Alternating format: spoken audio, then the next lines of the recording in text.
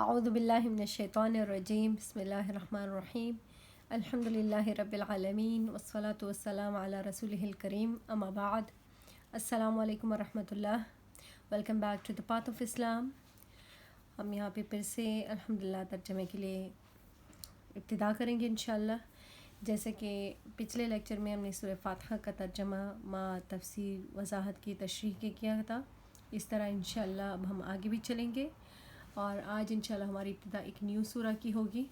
جیسے کہ پچھلے لیکچر میں میری کوشش تھی کہ بہت ہی آسان مگر جامع الفاظ میں سورہ فاتحہ کو واضح کروں، اسی طرح انشاءاللہ میری آگے بھی یہی کوشش ہے. آج ہم ابتدا کریں گے ایک نئی سورہ کا جو کہ سورہ بقرہ ہے. اچھا، سورت کا ترجمہ شروع کرنے سے پہلے کچھ باتیں واضح کرتی جاؤں. جیسے کہ پچھلے لیکچر میں آپ لوگوں کو بتایا تھا کہ قرآن میں دو طرح کی صورتیں ہیں، مکی صورتیں اور مدنی سورہ. سورہ فاتحہ کے بارے میں نے بتایا تھا کہ یہ ایک مکی سورہ ہے، تو سورہ بقرہ جو ہے یہ ایک مدنی سورہ ہے. مدنی سورہ وہ صورتیں کہلاتی ہیں جو کہ نبی کریم صلی اللہ علیہ وسلم پہ ہجرت کے بعد نازل ہوئی ہوں. اب یہاں پہ جو مین پوائنٹ جو نوٹ کرنا ہے وہ یہ ہے کہ مدنی سورہ ضروری نہیں کہ وہ مدینہ شہر میں ہی نازل ہوئی ہوں، کسی اور جگہ پہ بھی نازل ہوئی ہوں، خواہ وہ واپس مکہ شہر میں ہی کیوں نہ نازل ہوئی ہوں، لیکن ہجرت کے بعد ان کا نزول ہوا ہو، وہ صورتیں مدنی سورہ کہلاتی ہیں. دوسری بات یہ کہ قرآن کی ترتیب اس طرح سے جس طرح اس کی ریویلیشن ہوئی ہے، تو وہ جب نبی صلی اللہ علیہ وسلم پہ صورتیں نازل ہوتی رہی یا آیتیں نازل ہوتی رہی تو وہ ترتیب وار نہیں تھی. یہ نہیں کہ سورہ فاتحہ سے شروع کی سورہ ناس تک تھی، نہیں، مختلف موقع پہ مختلف سچویشن کے موافق آیتیں نازل ہوئی، صورتیں نازل ہوئی، لیکن بعد میں قرآن کو جو ترتیب دیا گیا ہے یہ اسی شکل میں ہے جس کے بارے میں نبی کریم صلی اللہ علیہ وسلم نے حکم فرمایا تھا. نبی کریم صلی اللہ علیہ وسلم نے ہی یہ بتلا دیا تھا کہ اس سورہ کے بعد یہ سورہ شروع ہوگی، پھر یہ سورہ، پھر یہ سورہ. اسی سے پتہ چلتا ہے کہ ترتیب بالکل ویسی ہے. یہاں پہ جو ایک اہم بات ہے جس کو سمجھنا بہت ضروری ہے، تو یاد رکھیں کہ ہر سورہ، ایک سورہ کے اختتام کے بعد جو بھی سورہ شروع ہوتی ہے اس کی پچھلی سورہ سے ضرور بضرور لنک ہوتا ہے. جیسے کہ سورہ فاتحہ میں بہت ہی مختصر سی سورہ ہے لیکن اس میں بہت ہی اہم باتیں تھیں. اللہ تعالیٰ نے پہلے اپنی بڑائی بیان کی، پھر اس کے بعد ایک دعا تھی جو کہ اللہ تعالیٰ نے ہمیں ہماری لفظوں میں کہنے کو کہا ہے کہ ہم اس طرح سے اپنے لیے دعا مانگیں، ہدایت کا راستہ مانگیں، اور ان لوگوں کے راستے پہ چلنے سے ہمیں ہدایت مل سکتی ہے، انعامات مل سکتے ہیں، ان لوگوں کا بتایا. پھر اس کے بعد وہ بھی بتا دیا کہ جن سے ہمیں پناہ مانگنی چاہیے. اب یہاں پہ ہدایت کے راستے کی دعا تو تھی، لیکن وہ ہدایت کا راستہ کیسے پتہ چلے گا، اس تک ہم کیسے پہنچیں گے، اس کا جواب سورہ بقرہ میں ہے. اور اللہ تعالیٰ نے کیوں ان لوگوں کے بارے میں کہا کہ وہ مغضوب تھے یا وہ گمراہ تھے، اس کا جواب بھی ہمیں سورہ بقرہ میں مل جائے گا. یہ ہے ہر سورہ کا دوسری سورہ سے لنک. تو سورہ فاتحہ میں جو ہم اپنے لیے دعا مانگتے ہیں، اب وہ ہدایت کا راستہ کیسے پتہ لگانا ہے، سب سے پہلے ہم وہ پڑھیں گے اس سورہ میں. اب ایک اور بات بھی بتاتی جاؤں کہ جس طرح ایک سورہ کے بعد دوسری سورہ آتی ہے ان کا آپس میں لنک ہوتا ہے، اسی طرح سورہ کو جو نام دیا جاتا ہے اس کے پیچھے بھی کوئی نہ کوئی راز ہوتا ہے. سورہ بقرہ کو جو نام دیا گیا، یہ بقرہ عربک ورڈ ہے جس کا مطلب ہے گائے، کاؤ. اس کو سورہ بقرہ کیوں کہا جاتا ہے؟ اس لیے کیونکہ اس میں ایک بہت ہی اہم سورہ، ایک سٹوری ہے جو کہ گائے کے بارے میں ہے، جو کہ آگے چل کے انشاءاللہ ہم پڑھیں گے. اسی کی مناسبت سے اس سورہ کو بقرہ نام دیا گیا ہے. وہاں سے ہمیں پتہ چل جاتا ہے کہ مطلب دین کیا ہے، اور یہ ہدایت کا راستہ کیسے پایا جاتا ہے، اور کیوں لوگ مغضوب ہوئے، کیوں لوگ گمراہ ہوئے. تو وہاں بہت سے سوالات کے جوابات ہمیں مل جاتے ہیں. جیسا کہ میں آپ کو بتا چکی ہوں کہ مختلف سچویشنز کے موافق اللہ تعالیٰ نے آیتیں نازل فرمائی یا صورتیں نازل فرمائی. اسی طرح یہ سورہ بقرہ قرآن کی سب سے لمبی سورہ ہے جو کہ 286 آیتوں پہ مشتمل ہے. یہ ایٹ اے ٹائم نازل نہیں ہوئی ہے، یہاں پہ مختلف آیتیں مختلف سچویشن کے لحاظ سے نازل ہوئی ہیں. کہتے ہیں کہ اگر آپ کو اپنے آپ کو یا اپنے گھر کو یا اپنے محلے کو منور کرنا ہے، روشن کرنا ہے، تو پھر سورہ بقرہ کی تلاوت کریں، سورہ بقرہ کو سمجھنے کی کوشش کریں، کیونکہ یہ کمپلیٹلی گائیڈنس ہے. یہ سورہ، اس میں بہت کچھ واضح ہے. ایون نبی کریم صلی اللہ علیہ وسلم نے فرمایا ہے کہ اپنے گھروں کو قبرستان نہ بناؤ. اپنے گھروں کو منور کرو سورہ بقرہ کی تلاوت سے۔ کہتے ہیں کہ جس گھر میں سورہ بقرہ کی تلاوت ہوتی ہے وہاں پہ جنات یا شیاطین داخلہ نہیں کر سکتے، کیونکہ اس میں باتیں ہی کچھ ایسی ہے کہ وہ ہمیں بالکل سیدھے راستے کی طرف لے کے جاتی ہے۔ تو چلے آئیں یہاں پہ ہم شروعات کرتے ہیں اپنی سورہ کا۔ بسم اللہ الرحمن الرحیم۔ شروع اللہ تعالیٰ کے نام سے جو کہ بڑا مہربان نہایت رحم والا ہے۔ ہم ایک بار پھر اپنے کلام کا ابتدا جو ہے وہ بسم اللہ سے کرتے ہیں، اللہ کے نام سے کرتے ہیں۔ وہ کون؟ اللہ جو کہ مہربان ہے، رحیم ہے۔ اس دنیا میں پہ تو ہر کسی پہ مہربان ہے، چاہے وہ بلیورز ہیں یا ڈس بلیورز ہیں۔ الرحیم، آخرت میں بھی اللہ مہربان ہوگا، لیکن ان لوگوں سے جنہوں نے اللہ کی خوشنودی کو اس دنیا میں حاصل کیا ہو۔ الف لام میم، یہ حروف مقطعات ہے، واللہ عالم بمرادہ۔ اچھا، یہاں پہ ایک اور اہم پوائنٹ ہے کہ قرآن میں کچھ ایسے حروف ہیں کہ جن کو ہمیں توڑ کر کے پڑھنا ہے، اور وہ سورہ کی شروع میں آتی ہیں۔ ان کو حروف مقطعات کہا جاتا ہے، ابریویٹڈ لیٹرز۔ یہاں پہ ایک بات بتاتی چلوں کہ ان حروف کا کیا مطلب ہے۔ اس کا ایک ہی جواب میں دے سکتی ہوں کہ ان حروف کے جو اصل معنی ہے یا جو اس کی ڈیفینیشن ہے یا جو کچھ ہے، اللہ تعالیٰ نے وہ ہم سے پوشیدہ رکھے۔ اب کیوں کا یہاں پہ کوئی سوال ہی پیدا نہیں ہوتا۔ خود ہی سوچیں، اگر اللہ تعالیٰ انسان کو اتنی ہمت دے سکتا ہے کہ وہ چاند تک پہنچے، دوسرے سیاروں تک پہنچے، اتنی توفیق اللہ تعالیٰ اگر ایک انسان کو دے سکتا ہے، اللہ تعالیٰ یہ توفیق بھی تو انسان کو دے سکتا تھا نا کہ وہ آسمان تک پہنچے، لیکن انسان نہیں پہنچ سکتا آسمان تک۔ کیوں؟ اب اس کیوں کا جواب جو ہے ہمارے پاس نہیں ہے۔ اس میں کوئی نہ کوئی مصلحت ہوگی کہ اگر ہم دوسرے سیاروں تک جا سکتے ہیں، آسمان تک کیوں نہیں جا سکتے؟ اس میں کوئی راز ہوگا نا جو اللہ تعالیٰ نے ہم سے پوشیدہ رکھا ہے۔ اللہ تعالیٰ اس دنیا میں مختلف پرابلمز، یہ مشقتیں، یہ تکلیفیں، یہ مسلمانوں پہ، دیندار لوگوں پہ کیوں لے کے آتا ہے؟ اس کے پیچھے کوئی راز ہوگا نا۔ اگر اللہ چاہے تو وہ ہنسی خوشی ادھر رہ سکتے ہیں، لیکن اللہ تعالیٰ نے کوئی سسٹم ہوگا، ایک ایسا سسٹم جس میں ہمیں انٹرفیئر کرنے کی بالکل بھی اجازت نہیں ہے۔ اسی طرح قرآن میں کچھ ایسے حروف ہیں کہ ان کے معنی ڈھونڈنے یا اس کے بارے میں سوال اٹھانے، کیوں کہنے کی ہمیں کوئی اجازت نہیں ہے۔ نہ ہی صرف حروف بلکہ کچھ آیتیں بھی ایسی ہیں کہ جو کہ ہمیں اسے پڑھنا ہے، بس اس کو ظاہر طور پہ سمجھنا ہے، ڈیپلی اس میں انٹرفیئر نہیں کرنا۔ جیسا کہ میں آپ کو ایک ایگزامپل دے دوں، ایک سورہ مائدہ میں جو ایک آیت آتی ہے، عیسیٰ علیہ السلام اور اللہ تعالیٰ کے درمیان جو کلام ہوتا ہے، جیسے کہ عیسیٰ علیہ السلام کی قوم جو تھی، ان میں جو گمراہ لوگ تھے وہ یہی کہتے تھے نعوذ باللہ کہ عیسیٰ علیہ السلام جو ہے وہ خدا کا بیٹا ہے۔ تو اللہ تعالیٰ عیسیٰ علیہ السلام کو ادھر کہتا ہے کہ مطلب تمہاری قوم ایسے کیوں کہہ رہی ہے؟ تو اللہ تعالیٰ کو تو سب کچھ پتہ ہے۔ پھر وہ ایسا سوال کرتے ہیں عیسیٰ علیہ السلام سے، تو عیسیٰ علیہ السلام جواب میں اللہ تعالیٰ کو کہتا ہے کہ انک تعلم ما فی نفسی ولا اعلم ما فی نفسک۔ مطلب یہ کہ یا اللہ تجھے پتہ ہے جو میرے دل میں ہے، لیکن مجھے نہیں پتہ کہ تیرے دل میں کیا ہے۔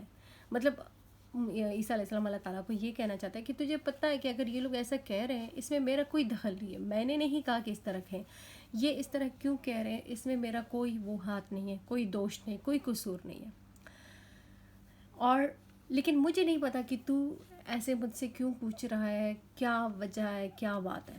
اب یہاں سوال یہ پیدا ہوتا ہے کہ کیا اللہ تعالیٰ کا دل ہے؟ یہاں پہ ہمیں سوچنے کی بالکل اجازت نہیں ہے، کیونکہ اللہ تعالیٰ کی ذات بالکل پاک ہے۔ اب وہاں پہ ہمیں صرف سمجھانے کے لیے ایسا ایک فکر آیا ہے۔ سیم یہاں پہ آیتیں بھی قرآن میں ہیں، حروف بھی قرآن میں ہیں جن میں ہمیں دخل دینے کی اجازت نہیں۔ ایسے الفاظ کے بارے میں یا ایسے حروف کے بارے میں ہم یہی کہہ سکتے ہیں کہ واللہ اعلم بمرادہ۔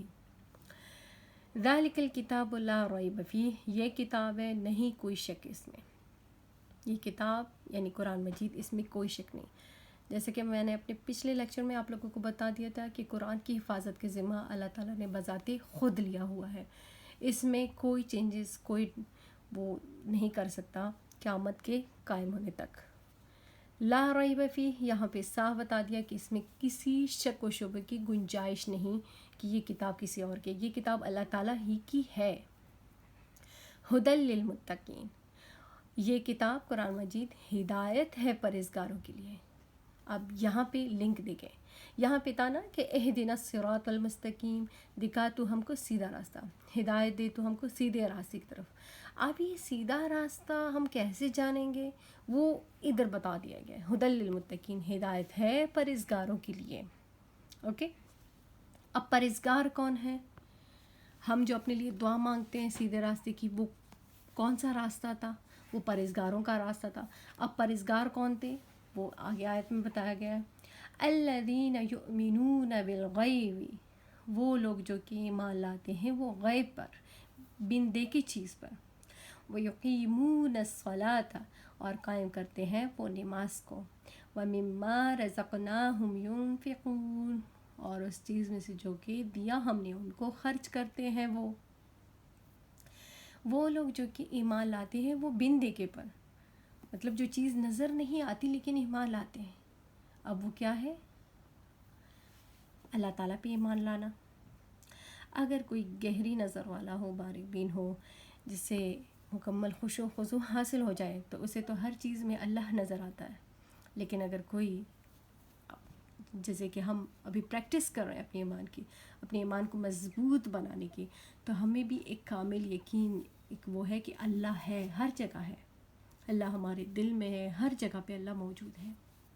دوسری بندی کی چیز، فرشتے، ہم نے کسی اینجل کو نہیں دیکھا لیکن ہم مانتے ہیں، کرامن کاتبین سے لے کر سارے مقربین فرشتے تک ہم سب مانتے ہیں، ہم کہتے ہیں کہ بالکل اینجلز ہیں۔ کتابیں، قرآن مجید کو تو ہم دیکھ چکے ہیں، بالکل یہ ہمارے ساتھ ہیں الحمدللہ، لیکن اس سے پہلے کتابیں نازل فرمائی گئی تھی، ہمیں اس پہ مکمل ایمان ہے، یقین ہے۔ میسنجرز پہ، نبی کریم صلی اللہ علیہ وسلم تو ہمارے خاتم النبیین تھے، ان سے پہلے بھی اللہ تعالیٰ نے پیغمبروں کو مبعوث فرمایا تھا۔ آدم علیہ السلام سے لے کر محمد صلی اللہ علیہ وسلم تک جتنے بھی پیغمبر آئے تھے، ہم سب مانتے کہ اللہ کے بھیجے ہوئے تھے۔ آخرت کا دن، فیوچر کے بارے ہمیں نہیں پتہ کہ ہمارے ساتھ کل کیا ہوگا، ہمارے ساتھ پرسوں کیا ہوگا، بلکہ ہمارے ساتھ اگلے لمحے میں کیا ہونے والا ہے، وی ڈونٹ نو، لیکن ہم یہ مانتے ہیں کہ قیامت ضرور آنے والی ہے، یہ دن مقرر ہے، یہ دن برحق ہے۔ اور اس کے علاوہ جو ہماری قسمت میں ہمارے ساتھ اچھا یا بلا برا ہوتا ہے، ہم یہ مانتے ہیں کہ یہ اللہ تعالیٰ کی طرف سے ہے۔ آمنت باللہ وملائکتہ وکتبہ ورسلہ والیوم الآخر والقدر خیرہ وشرہ من اللہ تعالی والبعث بعد الموت، اور موت کے بعد دوبارہ سے جی اٹھنا۔ بن دی کی چیزیں ہیں بٹ ہم اس پہ ایمان لاتے ہیں۔ سو یہاں پہ بتا دیا کہ پرہیزگار وہ لوگ ہیں جو غیب پہ ایمان لاتے ہیں۔ دوسرا کیا بتایا گیا؟ وَيُقِيمُونَ الصَّلَاةَ، اور قائم کرتے ہیں وہ نماز کو، قائم کرتے ہیں وہ نماز کو۔ بہت ہی گہری بات ہے۔ غیب پہ ایمان لانے کے بعد اگر دوسرا کوئی آرڈر ملا ہے تو وہ نماز کا ملا ہے۔ سو دوستو، یہاں سے پتہ چلتا ہے کہ نماز کی کتنی اہمیت ہے۔ یؤمنون بالغیب، پرہیزگار لوگ اس پہ ایمان لاتے ہیں۔ دوسری بڑی بات کہ جب ہمیں قبر میں رکھا جائے گا، اکارڈنگ ٹو حدیث ہم سے ان چیزوں کے بارے میں پوچھا جائے گا۔ من ربک، تیرا رب کون ہے؟ من نبیک، تیرا نبی کون ہے؟ ما دینک، تیرا ریلیجن کیا ہے، تیرا مذہب کیا ہے؟ یہ ہم سے قبر میں ہی پوچھے جائیں گے۔ اور اکارڈنگ ٹو حدیث قیامت کے دن ہم سے سب سے پہلا جو سوال ہوگا وہ نماز کا ہوگا، جو کہ نماز کا ہوگا۔ سو دوستوں، اس سے پتہ چلتا ہے کہ نماز کتنی اہمیت رکھتی ہے۔ 5 وقت کی نماز ہے، چند منٹوں کی بات ہے جس میں ہم اللہ تعالیٰ سے روبرو ہم کلام ہوتے ہیں، یہی قرآن اسی کے ادھر تلاوت کرتے ہیں، وہ کتنی اہمیت رکھتی ہے، کتنا امپورٹنٹ رول ہے اس کا ہماری لائف میں۔ وَمِمَّا رَزَقْنَاهُمْ يُنْفِقُونَ، اور اس چیز میں سے جو کہ دیا ہم نے ان کو خرچ کرتے ہیں وہ۔ یہاں ایک اور چیز اللہ کہہ رہا ہے کہ جو ہم نے دیا اس میں سے خرچ کرتے ہیں۔ ضروری نہیں کہ ہم صرف فرض زکوٰۃ کو دیں، صدقہ فطر کو دیں، بلکہ روزمرہ زندگی میں سے بھی ہمیں چاہیے کہ دوسروں کو دیتے رہیں۔ اب اگر یہاں ایک سوال اٹھتا ہے، کسی کے پاس پیسہ نہیں، غریب ہے، تو وہ متقی کے اس میں آنا چاہتا ہے، آرڈر میں. So what you have to give, کیونکہ اس کے پاس تو مال ہے نہیں، تو جو کچھ آپ کے پاس ہے وہ دیں، اور کچھ نہیں تو مسکراہٹ تو ہے نا. اگر اور کچھ نہیں ہے، اچھی بات کہنے کی تو ہمت ہے نا، اچھی بات کہیں، مسکرا کے ملے. اپنے یوز چیزوں میں سے تھوڑا سا کسی کو دے دیں. اور کچھ نہیں، 2 وقت کا سالن روٹی تو ہے نا، اس میں سے کسی معصوم سے بچے کو بٹھا دیں اپنے ساتھ، کھلا دیں کھانا، آپ بھی کھائیں ساتھ میں، وہ بھی آپ کے کھائیں. جو آپ کے پاس ہے وہ خرچ کریں. یہ نہیں کہ اللہ تعالیٰ نے یہاں پہ ایک ذمہ لگایا کہ ضرور بضرور آپ نے پیسے ہی دینے، کیونکہ یہاں پہ پیسوں کا کوئی وہ نام نہیں دیا گیا. نہ ہی زکوٰۃ کی بات کی کہ ضرور بضرور پرہیزگار وہی ہے جو فرض زکوٰۃ دیتا ہے، نو. بلکہ اس کی کیٹیگری میں جو آپ کے پاس ہے، رزقناہم، جو میں نے تجھ کو دیا، اللہ کہتا ہے جو ہم نے ان کو دیا ہے، ينفقون، اس کو وہ خرچ کریں. اچھا ایک اور بات بتاتی چلوں کہ یہ آیت مکہ والوں کے بارے میں نازل ہوئی تھی، کیونکہ جب نبی صلی اللہ علیہ وسلم نے ان کو پریچ کیا، اسلام کی دعوت دی، تو انہوں نے نبی صلی اللہ علیہ وسلم کو مانا، اللہ کو، اللہ کے احکامات کو، اینجلز کو، کہ یہ سب باتیں انہوں نے پچھلے پیغمبر کو سب باتوں پہ ایمان لایا، اور نماز قائم کرنا شروع کیا، اور خرچ کرنے لگے جو کچھ ان کے پاس تھا. تو یہ اہل مکہ کی تعریف بیان کی گئی تھی. بٹ یہ نہیں کہ صرف اس سے مراد اہل مکہ ہے، جیسا کہ میں نے کہا نا کہ یہاں پہ کہا گیا کہ ہدی للمتقین. یہاں یہ قید نہیں لگائی گئی کہ صرف انہی لوگوں کے لیے تھا، بلکہ قیامت تک جو بھی پرہیزگار ہوگا سب کے لیے قرآن ہدایت ہے. پرہیزگار کون ہوگا؟ جو ان باتوں پہ عمل کرنے والا ہوگا. اچھا آگے والذین، واو کی قید سے پتہ چلتا ہے کہ وہی بات کنٹینیو ہے، یہاں کچھ اور بھی اس کے بارے میں بتایا جا رہا ہے. والذین یؤمنون بما انزل الیک، اور وہ لوگ جو کہ ایمان لاتے ہیں اس چیز پر جو کہ اتارا گیا آپ سے پہلے، اتارا گیا آپ کی طرف. وما انزل من قبلک، اور وہ جو کہ اتارا گیا آپ سے پہلے. سو یہاں پہ دیکھو پتہ چلتا ہے کہ اس قرآن سے بھی پہلے کچھ اتارا گیا تھا، کتابیں نازل ہوئی تھی، تختیاں نازل ہوئی تھی، صحائف نازل ہوئے تھے. یہاں سے ہمیں پتہ چلتا ہے وہ لوگ جو کہ ایمان لاتے ہیں اس پر جو کہ اتارا گیا آپ کی طرف، وہ جو کہ اتارا گیا آپ سے پہلے. یہاں پہ یہ بتاتے چلو کہ ہم سے پہلے اہل کتاب کا جو مذہب کا طریقہ تھا، جو ریلیجن تھا، وہ پرفیکٹ تھا، وہی صحیح تھا. اس کے بعد نبی کریم صلی اللہ علیہ وسلم جب مبعوث ہوئے اور انہیں ایسا میسنجر ہماری طرف بھیجا گیا، تو تب اسلام آیا. اسلام اس کے بعد پہلے تھا بالکل، باقی سب چیزیں تو سیم تھی، لیکن عبادت کے طور طریقے تھوڑے چینج تھے. تو کیا ہوا کہ نبی کریم صلی اللہ علیہ وسلم نے جب اسلام کی دعوت دی تو بہت سے اہل کتاب، یہود و نصارہ اہل کتاب، وہ مسلمان ہوئے، مشرف با اسلام ہوئے، اسلام کی طرف آ گئے. تو ان کے بارے میں اللہ تعالیٰ نے یہ پیاری آیت بیان فرمائی ہے کہ پہلے کتابوں کو تو وہ ویسے ہی مانتے تھے، فالو کرتے تھے، ایون جب نبی صلی اللہ علیہ وسلم اس قرآن کو لے کے آئے تو اس کو بھی فالو کرنے لگے. تو یہاں ان اہل کتاب کی تعریف بیان ہوئی ہے. وبالآخرۃ ہم یوقنون، اور آخرت پر وہی یقین رکھتے ہیں، اور ایون انہوں نے ڈے آف ججمنٹ کو بھی مانا. سو یہاں پہ قید ہے، یہ پہلی آیت میں متقین کی جو قید ہے تفصیل بیان کی گئی ہے، تو وہ ایک مومن کے لیے، ایک مسلم کے لیے ہے کہ اسے یہ چیزیں فالو کرنی ہے. اور یہ دوسری میں ساتھ میں جو والذین یؤمنون والی آیت ہے، اس میں ان لوگوں کے لیے خوشخبری ہے جو اگر مطلب شروع ڈس بلیورز ہیں، نان مسلمز ہیں، اگر وہ اسلام لے آئے تو ان کے لیے بھی خوشخبری ہے یہاں پہ کہ اگر وہ پہلی کتابوں کو مانتے تھے، اب انہوں نے اس کو ماننا شروع کیا، آخرت پہ یقین رکھتے ہیں، تو وہ بھی متقین کی کیٹیگری میں آتے ہیں. کتنی بڑی بات، سبحان اللہ. اب لاسٹ میں اللہ تعالیٰ ایک بار پھر کہتا ہے اولئک علی ھدی من ربہم، یہ لوگ جو ہیں ہدایت پہ ہیں اپنی رب کی طرف سے. یہی لوگ ہیں جو ہدایت یافتہ ہیں، جن کو ہدایت ملی ہے. وَأُولَئِكَ هُمُ الْمُفْلِحُونَ، اور یہی لوگ جو ہیں وہی کامیاب ہونے والے ہیں، فلاح پانے والے ہیں. سو یہاں پہ جو ہم ہدایت کا راستہ اپنے لیے مانگ رہے تھے نا اللہ سے، تو وہ ادھر واضح ہو گئی. اگر یہ چیزیں آپ میں ہیں تو پھر آپ ہدایت پہ ہیں، آپ کامیاب ہونے والے ہیں اس دنیا میں بھی اور اخروی دنیا میں بھی. اب یہ نہیں کہ ہم اس کا ترجمہ پڑھیں بس ختم کر دیا، نو. اب ہم نے خود کو جانچنا ہے، ہم نے دیکھنا ہے کہ کیا ہم غیب پہ ایمان رکھتے ہیں، آیا ہم نماز کے پابند ہیں، 5 وقت نماز کے اور ایکسٹرا نماز کوئی پڑھتے ہیں، نفلی عبادت کرتے ہیں، آیا ہم صدقہ خیرات فرض زکوٰۃ کے علاوہ اور صدقہ خیرات کرتے ہیں، اور اس کے علاوہ جو کچھ اللہ تعالیٰ نے ہمیں دی ہے، بات کرنے کی توفیق دی ہے، دیکھنے کی توفیق دی ہے، سننے کی توفیق دی ہے، اس میں ہم دوسروں پہ کیا خرچ کرتے ہیں؟ اللہ تعالیٰ نے ہمیں اگر کچھ سہولتیں دی ہیں تو اس میں سے ہم دوسروں کو کتنا حصہ دیتے ہیں؟ ہمیں یہ خود میں ڈھونڈنا ہوگا تاکہ ہم پرہیزگار ہو جائیں.